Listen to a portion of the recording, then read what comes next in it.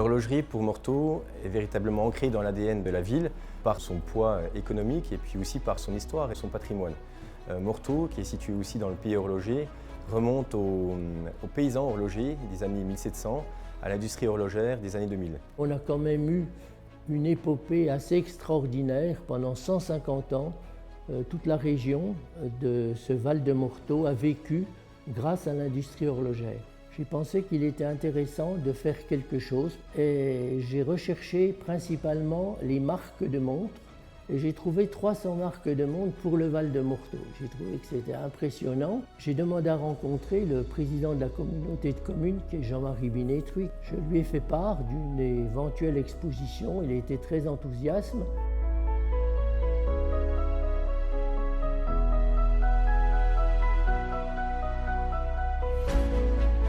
Comment développer l'horlogerie? Ça part effectivement d'une excellente collaboration déjà initiée au lycée avec ces jeunes talents qui sont en cours de formation.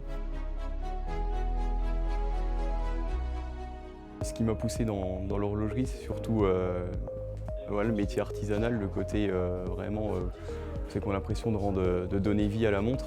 Et c'est aussi la partie un peu régionale. C'est un métier quand même qui est assez ancré dans notre région et voilà, je voulais participer un peu à préserver ce métier dans les générations. Donc au cours du DMOA, on a réalisé un projet. C'est un projet qui est réalisé en un an, donc toute la partie conception et fabrication se fait la dernière année du DMA. En tout, on a mis à peu près 1000 heures pour réaliser le projet. Et donc c'est une montre tourbillon qui tourne en 60 secondes avec un affichage décentré, que le rouage de la montre a été récupéré, sinon tout le reste est fabriqué. Et tout le reste est conçu aussi en interne.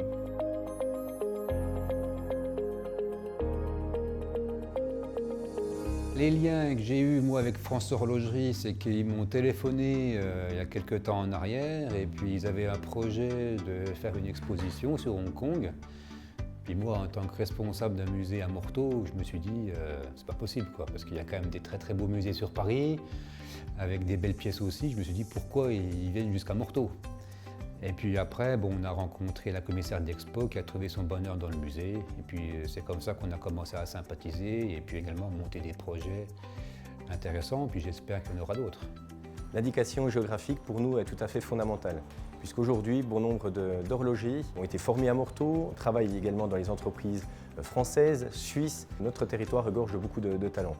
Demain, avec cette appellation géographique contrôlée, ça nous permettra de faire reconnaître notre territoire, son savoir-faire et ses talents, et de pouvoir à la fois l'exporter et de créer aussi un certain nombre d'entreprises, en tout cas ces vecteurs de développement économique pour notre territoire. J'en suis convaincu.